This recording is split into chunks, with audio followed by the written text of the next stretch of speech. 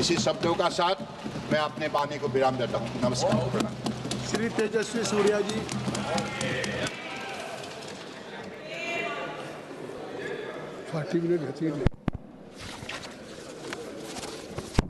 धन्यवाद अध्यक्ष जी, आपने मुझे राष्ट्रपति जी के अभिभाषण के संदर्भ में माननीय सर्बानंद सोनोवाल जी द्वारा दिए गए प्रस्ताव को समर्थन देने के लिए मौका दिए हैं। मैं आपको हृदय से आभार व्यक्त करता हूं। अध्यक्ष जी, this is the 12th year of the Narendra Modi government, and the first speech of the Honorable President to this august House in the second part, the most important part of the Amrit Kal, the 2 decades that are the most important to lay the foundation for a Viksit Bharat. This speech of the Honorable President comes at a time when India today, despite the global economic slowdown, is the world's fastest growing large economy. It comes at a time when India has lifted 25 crore people out of poverty. It comes at a time when our people are given wings to their aspirations. It comes at a time when the youth of India, the Yuva Shakti, are being empowered to be the future torchbearers of this hoary, great civilization. Adhyaksh ji, in the last 12 years, the popularity and political capital of our government and our Prime Minister is on a constant increase. And 12 years is a very long time in a competitive democracy like ours. In the same 12 years, many other democracies have seen many leaders come and go. We have seen how in United States, in United Kingdom, in Japan, in Italy, in many countries where, like us, we have a thriving democracy, many leaders have come and gone. But it is to the testament of the Prime Minister's dedication, his delivery of governance, that not once, not twice, but consecutively, 3rd time the Prime Minister has been re-elected to office with thumping majorities, and our popularity and political capital is only increasing. अध्यक्ष जी, मैं कल राष्ट्रपति जी के अभिभाषण जब मैं पढ़ रहा था, स्वाभाविक तौर पर मुझे लगा कि पिछले 10 साल से पहले, क्योंकि पिछले 10 साल के अभिभाषण में हम सब भाग ले चुके हैं, यहां पिछले 5 साल में यहां बैठकर सुनने का मौका जनता ने मुझे दिए है। लंबी सफर पूरे देश पिछले 10 साल में हम किए हैं। स्वाभाविक रूप से मैं यूपीए की कालखंड के राष्ट्रपति के अभिभाषणों को मैं एक बार देख रहा था। To put into context the journey of development the country has done in the last 10 years, I went and read the 10 speeches of the Honorable President delivered during the 10 years of the UPA. और अध्यक्ष जी, मैं उन सभी भाषणों के एक-एक, 2-2 साल आपके सामने, आपके माध्यम से देश के सामने प्रस्तुत करना चाहता हूं, because that will be a stark example, a reminder to the country of what was a lost decade of opportunity and what is today a decade of transformation under Narendra Modi. अध्यक्ष जी, सबसे बड़ा change जो पिछले 10 साल में देश में हुआ है, वो ये है कि पिछले 10 साल में राष्ट्रपति जी के हर अभिभाषण में करप्शन के, स्कैम्स के या स्कैंडल के एक उल्लेख का भी जरूरत नहीं है, because we have delivered the most honest, most integrable government in the last 10 years. This has been the biggest achievement of this government. अध्यक्ष जी, मैं आपको 2011 का राष्ट्रपति जी के अभिभाषण का एक वाक्य पढ़ना चाहता हूं. This is what the Honorable President said in her address. There has been a grievance in some quarters that the benefits intended for the poor through anti-poverty programs have not reached them in full measure. ये 2011 में budget भाषण में राष्ट्रपति जी ने कहे थे, corruption का सबसे बड़ा भोज, करप्शन का सबसे बड़ा नुकसान देश के गरीब को होता था.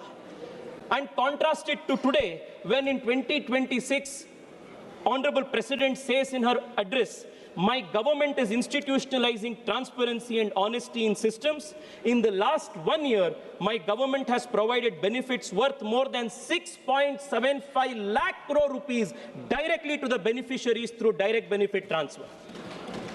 2011 के यूपीए जमाने में राष्ट्रपति जी कहे, she has said that the benefits intended for the poor are not reaching them in the right measure. And here in 2026, the government has delivered 6.7 lakh crore rupees in direct benefit transfers in the account to the people of this country. Adhyaksh ji, the difference is unmistakable. The UPA government acknowledged failure in delivery. The Modi government has ensured delivery with dignity. What was once rhetoric has now become reform. What was once leakage is now replaced with direct benefit transfer. This is the stark example between UPA and today's era of good governance. Adhyaksh ji, the other most important aspect of contrast lies in how the earlier government handled the country's economy. UPA के 10 साल high inflation के और लो growth के 10 साल था, policy paralysis के 10 साल था. और यूपीए के 10 साल के आप जब भाषण देखते हैं अध्यक्ष जी, मैं तो हैरान हो गया देख के. हर भाषण में फेल्यूर का एक्सप्लेनेशंस होता था, फेल्यूर के एक्सक्यूजेस होता था. मैं आपको जिक्र करना चाहता हूं 2009 के भाषण. राष्ट्रपति जी का 2009 के भाषण में कहा जाता है, India is facing a low growth. It will require meeting the challenge of restoring economic growth, which is now hurt by global economic slowdown, back to a higher growth path. High growth is necessary to provide government the capacity to expand opportunities for employment. ये 2009 का acknowledgement. 2010 में, did things change? In 2010, the president says, the current financial year is expected to see a slowing down of growth on account of the global recession. ये 2010 का. 2011 में low growth and high inflation तो common बन चुका था, routine बन चुका था. And 2011 में पुनः जिक्र होता है. We have gone through a difficult year for our country. Inflation has become a problem in the past year. 2009, 2010, 2011, the same script continues. 2013 में ये देखिए अध्यक्ष जी, we are burdened by gathering anxieties about economic slowdown, job security, employment prospects. People are concerned about the security of our women and children. The past year has been a very difficult one for the global economy. Europe is in recession. Most emerging markets are growing very slowly. It has been a difficult year for India also. Both global and domestic factors have affected our growth. The Indian economy is currently experiencing slower growth. Real GDP grew by 5.4% in the first half of the current fiscal year. This is significantly lower than the average of around 8% in the last decade. Yet 2013 में government puts this on record. Adhyaksh ji, the 10 years of UPA, the entire economic narrative was of slowdown, of inflation, of anxiety, of youth having no jobs, and most importantly, it was a narrative of excuses. मैं आज के अभिभाषण का contrast आपके सामने रखना चाहता हूं अध्यक्ष जी. Today, the Honorable President has addressed the country and she has said, over the last 11 years, the economic foundation of the country has grown significantly stronger. Despite various global crises, India has remained the fastest growing major economy in the world. India has further improved its record in keeping inflation under control. It is directly benefiting the poor and middle class. As a result of the policies of my government, the income of our citizens has increased, the savings has grown, their purchasing power has also increased. ऐसा नहीं था कि पिछले 10 साल में challenges हम नहीं face किए. We faced a once-in-a-century pandemic, but we did not blame our domestic economic record because of a pandemic. अध्यक्ष जी, मैं कहीं पढ़ रहा था. What is the difference between great leadership and weak leadership? Weak leadership excuse देते हैं.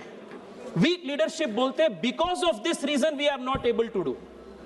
Great leadership ये होता है, they say despite these challenges we are doing. ये because of और despite of के जो फर्क है, यही बीजेपी और कांग्रेस के बीच का फर्क है, यही फर्क है नरेंद्र मोदी और कांग्रेस पार्टी के बीच का फर्क है.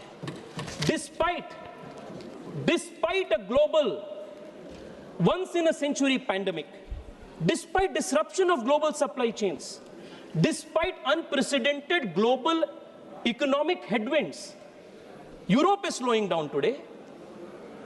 Emerging economies, developed economies around the world have slowed down today, but we have not made this as an excuse. Despite these challenges, the country is today the world's fastest growing large economy in the world. This is the strength of how we have managed the macroeconomic fundamentals in the last 10 years. And it has come after a lot of hard work. I'll come there, Adhyaksh ji, in the next portion.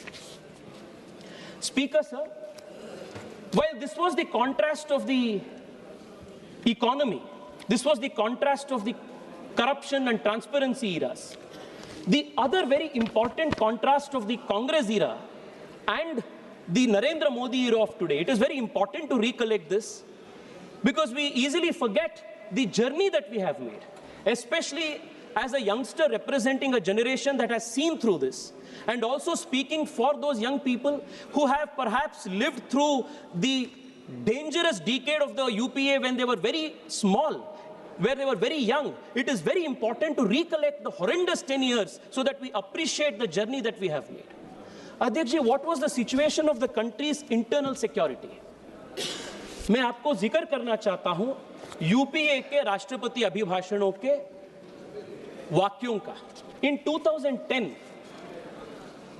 ये कहा जाता है, infiltration of terrorists from across the line of control in Jammu and Kashmir has gone up. This is the acknowledgement in 2010. In 2011, did things change? Did the government do anything? In 2011, the government again says, certain parts of the country have suffered from unacceptable high levels of violence, especially areas affected by left-wing extremism and Kashmir Valley. 2012 में पुनः कहा जाता है, the bomb blast on July 13th, 2011 in Mumbai and September 11, 2011 in Delhi are a grim reminder that terrorist modules continue to be active in the country. In 2011, 18 terrorist modules were neutralized. Terrorism, fundamentalism, ethnic violence and left-wing extremism continue to pose major challenges. ये 2012 का है. क्या 2013 में स्थिति सुधरी? 2013 में पुनः सरकार बोलती है, टेररिज्म की बात कहे तो आपको क्यों ऐसा हो रहा है? टेररिज्म के बाद जब हम बोलते हैं आपको क्या तकलीफ हो रहा है? धीरज दिखाइए, बैठिए, सुनिए और काफी चीज है, बैठिए. 2013 में क्या स्थिति सुधरी अध्यक्ष? 2013 में, listen to this, some parts of our country have in the recent past witnessed communal incidents. Incidents of left-wing extremist violence have shown a declining trend. The number of deaths in Naxal violence declined from 611 in 2011 to 414 in 2012. Compared with 2011, the number of fatalities in incidents of terrorist violence in 2012 has declined by nearly half. शर्म होनी चाहिए ये लोगों को. अध्यक्ष जी, शर्म होनी चाहिए. ये अपने पीठ तपतपा रहे हैं. किस इस अचीवमेंट पे that in 2012 the number of deaths has come down to only 400 from 600. This is their achievement. That compared to 2012, compared to 2011, in 2012, the fatalities owing to terrorist attacks has come down by half. ये इनका achievement है. 10 साल Congress party इस देश के internal security को इस प्रकार के कॉम्प्रोमाइज कर दिए. This is the certificate. And ये मेरा वाक्य नहीं है अध्यक्ष जी. These are all the statements of their own governments made in this very august house. अध्यक्ष जी, ये 10 साल उनका था. मैं आता हूं अपने 12 साल पे. आपको दिक्कत हो रहा है ना ये सब सुन के? सुनिए और है. लीडर विल गेट अध्यक्ष जी, रिस्पॉन्ड. 10 साल देश लेफ्ट विंग एक्सट्रीमिज्म से ग्रसित था. देश के कोने कोने में टेररिस्ट अटैक्स होते थे. महिला बच्चे कोई सुरक्षित नहीं थे. This was the internal security situation of the country. और आज माननीय राष्ट्रपति जी उनके भाषण में ये उल्लेख करते हैं, India has proved that power can be used with responsibility and prudence. The world has witnessed the valor and prowess of the Indian Defence Forces during Operation Sindoor. Using its own resources, our country destroyed the base camps of terrorists. My government has sent a strong message that any terrorist attack on India will receive a firm and decisive response. The suspension of India's water treaty is also a part of India's fight against terrorism. ये terrorism के लिए, terrorism के सामने भारत की response था. नरेंद्र मोदी के भारत के response ये. अध्यक्ष जी, the other biggest achievement that we have done is the near elimination of left-wing extremism in this country. राष्ट्रपति जी ने उल्लेख करते हैं, in line with the policy of my government, security forces have acted decisively against Maoist terror. Today, the challenge of Maoist terror has been reduced to just 8 districts from 126 districts. Out of these, only 3 districts remain the most affected. That day is not far when the country will witness complete eradication of Maoist terror. मैं देश के युवाओं के ओर से विशेष रूप में माननीय गृह मंत्री जी को मैं धन्यवाद करना चाहता हूं. He has single-handedly, decisively eliminated Maoist terrorism in this country. This is one of the biggest achievements of this government. अध्यक्ष जी, कश्मीर का उल्लेख जब हुआ था यूपीए सरकार के 10 साल के भाषणों में, कश्मीर के उल्लेख जब हुआ था वो टेररिज्म के या वायलेंस के साथ ही हुआ था. पहली बार 2014 के बाद, आर्टिकल 370 हटाने के बाद पहली बार कश्मीर का उल्लेख डेवलपमेंट के साथ, ग्रोथ के साथ और युवाओं के नए शक्ति और विकास के साथ हो रहा है. This is the change in the language of the government, in the speeches that this parliament has recorded. अध्यक्ष जी, there is one another important issue that the country must understand. जब इतने सारे अटैक्स होते थे, टेररिस्ट अटैक्स होते थे देश में, कांग्रेस पार्टी का रिस्पांस क्या था टेररिस्ट अटैक्स के विषय पे? मैं बताता हूं आपको क्या था, हैरान हो जाएंगे सुन के. अध्यक्ष जी, our response to terrorist attacks has been clear. When Uri happened, we responded with a surgical strike. When terrorism struck again, we responded with an air strike in Balakot. Under this very government, we responded with Operation Sindoor. We responded to them in the language that the terrorist attack understands. मैं आपको बताना चाहता हूं अध्यक्ष जी, इनके बैठने के अध्यक्ष जी, ये नरेंद्र मोदी सरकार की रिस्पांस थी. कांग्रेस सरकार की रिस्पांस क्या था? कांग्रेस की रिस्पांस क्या था टेररिज्म के लिए? अध्यक्ष जी, in 2010 they make a categorical reference towards terrorism in the president's address, and वहां ये उल्लेख करते हैं, Our unity and social harmony is the best answer to the terrorists and their divisive designs. Hence, the government is committed deeply to protecting our social fabric and proposes to move the early passage of the Communal Violence Bill 2005 in the session of Parliament. ये क्या bill था? A bill that presumed guilt on the Hindus of the country. A bill that gave a legal presumption that the majority will be default perpetrators of violence. ये कांग्रेस सरकार ने बोलते हैं 2010 में that this should be the response to terrorists. शर्म होनी चाहिए आप लोगों को. टेररिस्ट के डिजाइन को देश में लागू करने का काम कांग्रेस सरकार ने 2009-2010 में करने का प्रयास किए थे. अध्यक्ष जी,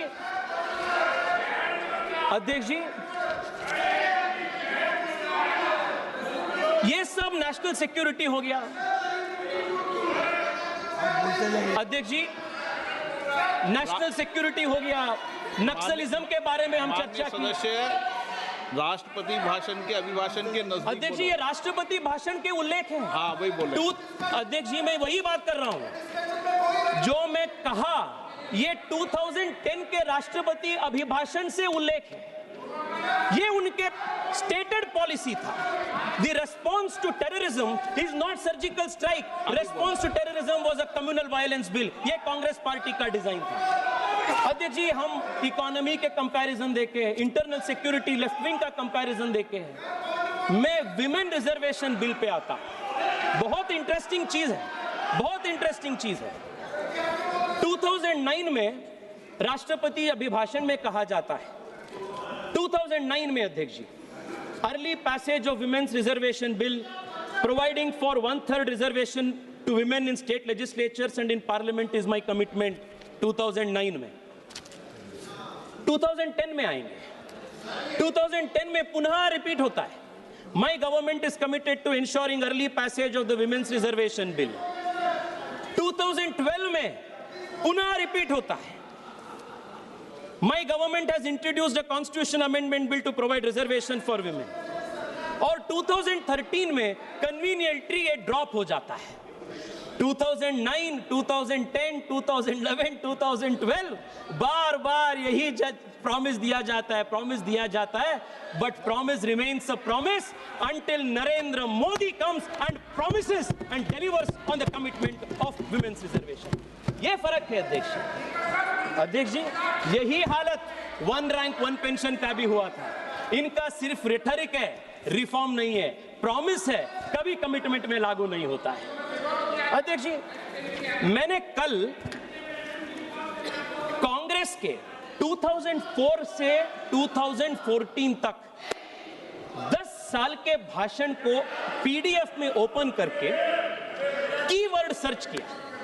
क्या भारत के सांस्कृतिक विरासत के बारे में, अपने सिविलाइजेशन के बारे में, कल्चर के बारे में, अपने मंदिरों के, अपने भाषाओं के, अपने विरासत के बारे में क्या उल्लेख भी किया है क्या? इसको मैंने कीवर्ड सर्च करके पीडीएफ में 10 साल के भाषण को मैंने एक बार देखा. अध्यक्ष जी, you will be shocked with one. सिर्फ एक जगह पे स्वामी विवेकानंद जी के 150th बर्थ एनिवर्सरी के सेलिब्रेशंस का फुटनोट छोड़ के पूरे 10 साल के कांग्रेस के कार्यकाल में भारत के संस्कृति, विरासत, सिविलाइजेशनल वैल्यूज और ईथोस के बारे में जिक्र भी नहीं हुआ. ये this is all part of the record of this country. इसका एक मिनट अध्यक्ष जी, एक मिनट. अच्छा, कोई रिकॉर्ड हो तो बोल दो. आप बोलना चाहते हो रिकॉर्ड? नहीं, ये कह रहे हैं जो आरोप लगाया उस पर कोई रिकॉर्ड है तो बोल दो. रूल की छोड़ो. चलिए अध्यक्ष जी, मैं चैलेंज करना चाहता हूं अध्यक्ष जी. ये ऐसा नहीं है कि ये मेरा घर का कोई डॉक्यूमेंट्स है, ये पार्लियामेंट के रिकॉर्ड्स हैं. I challenge any MP from the Congress, show one sentence on the civilizational integrity of this country. 10 years. Commitment ही नहीं है. Sir, compare this with Narendra Modi. 2014 में पहली बार जब हम आते हैं, हम देश को वादा करते हैं we will do technology and we will also improve tradition. Tradition और टेक्नोलॉजी दोनों को भारत में कोई इंप्रूवमेंट किए हैं तो भारत में पहली बार नरेंद्र मोदी सरकार है। अध्यक्ष जी, हृदय स्कीम 2015। माननीय सदस्य, एक मिनट, माननीय सदस्य प्लीज, माननीय सदस्य प्लीज, मेरी बात सुनिए, पहले मेरी बात सुनिए। एक, मैं आपको, आपकी पार्टी के लोग आपका नाम नहीं देंगे तो भी मैं आपको बोलने की इजाजत 5 मिनट दूंगा। माननीय सदस्य, इनकी बात खत्म कर लें तो। राहुल गांधी जी की पहले अध्यक्ष जी, अध्यक्ष जी, मैं तो यहाँ हाथ में 10 साल के यूपीए के पूरे स्पीचेस को प्रिंट आउट करके लेकर आ चुका हूं। Sir, honorable speaker has mentioned, Sri Tejasvi Surya has mentioned, from 2004 to 2014 Bharat के संस्कृति के ऊपर कोई भी कांग्रेस ने कुछ भी नहीं बोला। Sir, PT Thomas, former member of parliament, Sree Narayana Guru के बारे में और इंडियन कल्चर के बारे में, इंडियन संस्कृति के बारे में जो सिलेबस में उनके लिए जगह होना चाहिए, श्रीनारायण गुरुदेवन जी के बारे में बहुत सारे चीजें बोला है। सर, ऐसे कैसे बोल रहा है कि कुछ नहीं बोला है? How can he say that sir? He is. माननीय अध्यक्ष जी, अब बैठ जाइए, अरे बैठ जाओ भाई, बैठ जाओ। माननीय अध्यक्ष जी, सम्मानीय सदस्य का ध्यान केरल में है, यहाँ नहीं है। तेजस्वी सूर्या जी जो कह रहे हैं वो ये कह रहे हैं कि राष्ट्रपति अभिभाषण में भारतीय संस्कृति, भारतीय भाषाएं और भारतीय परंपरा का जिक्र नहीं है। वो किसी कांग्रेस के सम्मानीय सदस्य के भाषण से कह रहे हैं। ये बात कर रहे हैं राष्ट्रपति अभिभाषण की, उनको इतना मालूम होना चाहिए।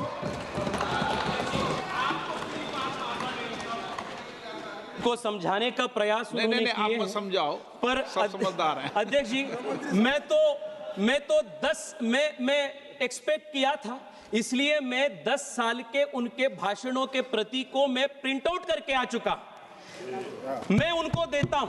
10 साल के स्पीचेस को आप देखिए लाइन बाय लाइन, अगर आपको मिलता है तो आप देश को दिखाइए। अध्यक्ष जी, contrast this to what we did 2015 में। नरेंद्र मोदी जी आते ही हम हृदय स्कीम को शुरू किए, हम प्रसाद स्कीम को शुरू किए, टेंपल टाउन्स का डेवलपमेंट हमने किए, स्वदेश दर्शन का शुरू हुआ, एक भारत श्रेष्ठ भारत के कल्पना हमने देश को दी, केदारनाथ धाम 4 धामों यात्रियों के लिए हम इंफ्रास्ट्रक्चर की काम की, विश्वनाथ धाम की कॉरिडोर का प्रोजेक्ट हुआ, महाकाल के प्रोजेक्ट हुआ। अध्यक्ष जी, किरीट प्राय के रूप में इन सब को एक ताकत देने के लिए भव्य राम मंदिर का भी उद्घाटन नरेंद्र मोदी जी के कार्यकाल में। अध्यक्ष जी, ये क्यों महत्व पड़ता है? क्यों महत्व पड़ता है? क्योंकि दशकों तक, सदियों तक भारत कॉलोनाइज्ड हो गया था और ये कॉलोनाइजेशन के वजह से देश में एक प्रकार की इंफीरियरिटी कॉम्प्लेक्स इस देश में आ गया था। मुझे कहने के लिए अत्यंत गर्व है अध्यक्ष जी, एक देश के युवा होने के नाते, कि इस साल के राष्ट्रपति के अभिभाषण में we have said something that no government in independent India's history has ever said. राष्ट्रपति अभिभाषण में हम बोलते हैं, from the cultural perspective India is among the richest nations in the world. Through Macaulay's conspiracies, a sense of inferiority was instilled.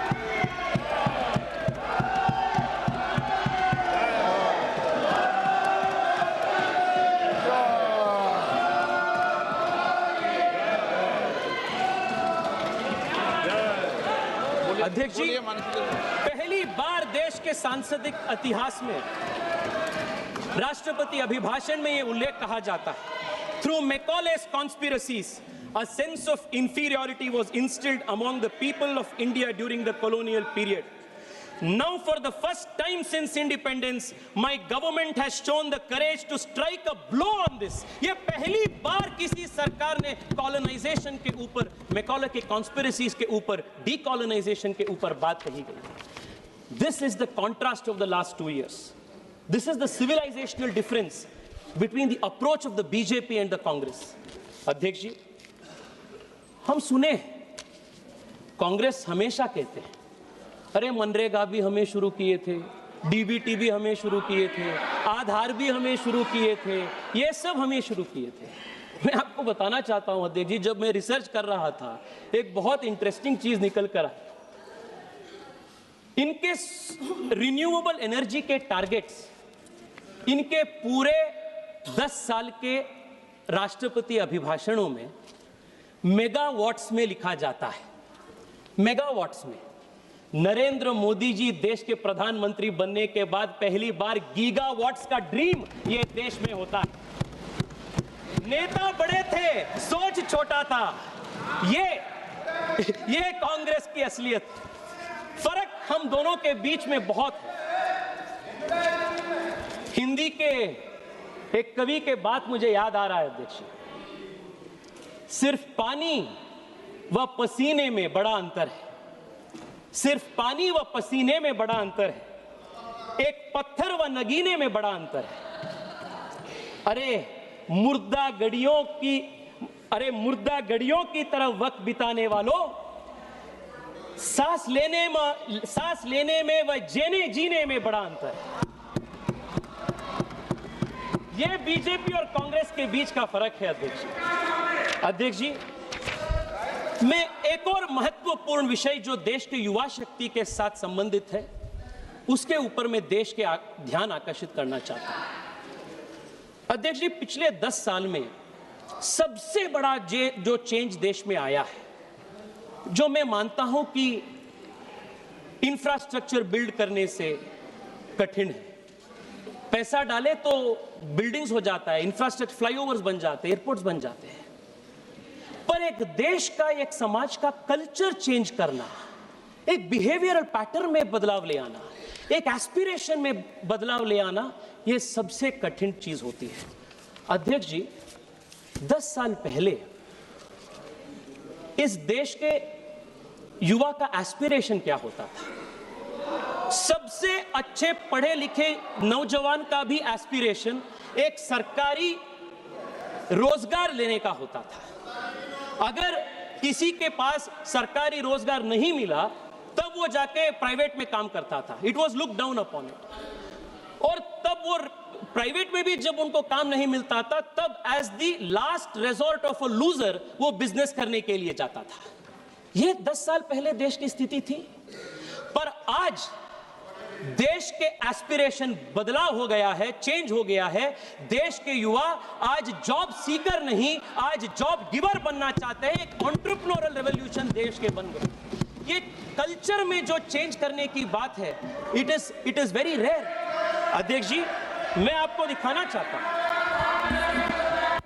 जैसे मैं सांस्कृतिक विरासत के बारे में उल्लेख किया, वैसे ही स्टडी में 10 साल के यूपीए के भाषणों में entrepreneurship, startup, ease of doing business, economy strengthening, deregulation, decriminalisation, ऐसे 8-10 कॉम्बिनेशंस में मैं वर्ड सर्च किया 10 साल के भाषणों में। एक बार भी स्टार्टअप का जिक्र 10 साल में नहीं है।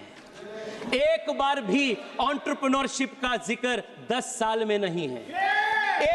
एक बार भी deregulation, ease of doing business, PLI, ऐसे एक स्कीम का भी उल्लेख नहीं है अध्यक्ष जी। The biggest change that we have seen in the last 10 years is Narendra Modi has given the young of India a new vocabulary of building India. आज देश के युवा एंजल इन्वेस्टमेंट के बारे में बात कर रहे हैं, आईपीओ के बात कर रहे हैं, मुद्रा के बारे में, स्टैंड अप के बारे में, पीएलआई के बारे में, कंपनी को आईपीओ ले जाने में। ये 10 साल पहले देश के युवाओं के वोकैबुलरी में ही ये शब्द नहीं था। This change is what Narendra Modi sarkar has brought to this country, and this is the difference that has come. अध्यक्ष जी, मैं वाइंड अप कर रहा हूं 1-2 मिनट में। कन्नड़ा में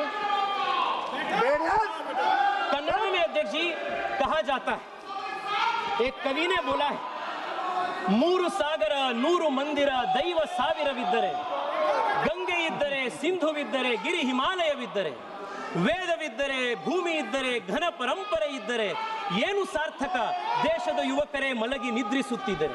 ये कन्नड़ा में एक कवि कहते हैं, इसका मतलब यह है अध्यक्ष जी, 3 सागर हो, 100 मंदिर हो, हजारों देवता हो, गंगा सिंधु हो, हिमालय पर्वत हो, वेद धरती हो, गौरवशाली परंपरा हो, लेकिन यदि देश के युवा सोए रहे, दिशाहीन भटकते रहे, तो इन सब का क्या अर्थ है? ये इसका मतलब है 10 साल तक देश के युवाओं को दिशाहीन कर दिए थे, 10 साल तक देश के युवाओं को जागृत करने के लिए प्रयास ही नहीं हुआ था. पहली बार नरेंद्र मोदी जी के नेतृत्व में आज देश के युवा जाग चुके हैं. आज देश के युवा नए भारत बनाने का संकल्प कर चुके हैं. अध्यक्ष जी 2 मिनट में समाप्त करता हूं, 2 मिनट में. अध्यक्ष जी, और एक बहुत इंटरेस्टिंग विषय निकल कर आता है जब अध्यक्ष जी हम 10 साल के इनके भाषणों के ऊपर हम सर्च करते हैं. मैं 10 साल के भाषण में विकसित भारत का या डेवलप्ड इंडिया का या सुपर पावर इंडिया का क्या जिक्र है क्या, इसका भी मैं सर्च किया. 10 साल के इनके पूरे भाषणों में 10 साल के इनके पूरे भाषणों में विकसित भारत का डेवलप्ड इंडिया का उल्लेख भी नहीं 10 साल के भाषणों में हुआ. देश के युवाओं के सामने एक डेवलप्ड इंडिया का, एक विकसित भारत का लक्ष्य तक ये लोग ने नहीं रखे थे अध्यक्ष जी. उसको हासिल करने का बात छोड़िए. ये फर्क है जिसके हृदय में भारत के प्रति भक्ति होती है, ये विकसित भारत की उक्ति करती है. जिसके मन में जिसके नियत नहीं है, क्लियर नहीं है, उनका नीति भी ठीक नहीं होता है अध्यक्ष जी. अध्यक्ष जी, मैं अंत में आप सबको कंक्लूड करने से पहले मैं समझ सकता हूं आपका तकलीफ क्या है, मैं समझ सकता हूं आप सबका तकलीफ क्या है. मैं कोई पढ़ रहा था अध्यक्ष जी कि राहुल गांधी जी के नेतृत्व में 95 डिफीट्स इंडिया अलायंस और कांग्रेस पार्टी का लगातार चुनावों में हो चुका है. 5 चुनाव आने वाला है. बंगाल के अपने सभी वरिष्ठ सांसदों ने भी बहुत तकलीफों में जुड़े. मैं राहुल गांधी जी को, इंडिया अलायंस को सेंचुरी का एडवांस कंग्रेचुलेशंस देना चाहता हूं. बंगाल से, केरल से, तमिलनाडु से, हर जगह से भी आप खाली होंगे. हर जगह नरेंद्र मोदी नेतृत्व वाली भारतीय जनता पार्टी की सरकार सामने आ रही है. अध्यक्ष जी, India today is on the cusp of a new economic revolution. पिछले 10 साल में हम फाउंडेशन करने का काम किए. इन द लास्ट 1 ईयर प्रधानमंत्री जी is reform express is going in all speed to promise the new generation of Indians a life, a quality of infrastructure, a quality of living that no generation in India has seen before. जब Ursula von der जी जो आए थे, commissioner of Europe, on the day of the Republic Day, after meeting with the Honorable Prime Minister, she had put a tweet. She said, a successful India makes the world more stable, more prosperous and secure. We all benefit with India's growth. ये European union के commissioner की बात है. When India grows, India will grow not to dominate the world. India will grow to transform the world. This is the commitment the Honorable Prime Minister has given to the youth of this country. The Honorable President, in the conclusion of her address, gives a call to the nation, especially to members of parliament from all across the aisle, to become united in the matters of security of the country and the aspiration of a Viksit Bharat. आइए हम विकसित भारत के इस बड़े लक्ष्य के सामना करने के लिए, इसको संकल्प को सिद्धि करने के लिए ये छोटे मोटे पॉलिटिकल डिफरेंसेस को पीछे हटकर देश के लिए एकजुट बनकर आगे बढ़ने का काम करेंगे। अध्यक्ष जी, आपने राष्ट्रपति जी के अभिभाषण के ऊपर मुझे बात रखने के लिए आप मौका दिए हैं, मैं आपको हृदय से धन्यवाद करता हूं और भारत मां के सेवा में हम सब मन से दिल से काम करें, यही अपेक्षा के साथ मैं आपको धन्यवाद करता हूं। भारत माता की जय। माननीय सदस्यगण, राष्ट्रपति के अभिभाषण पर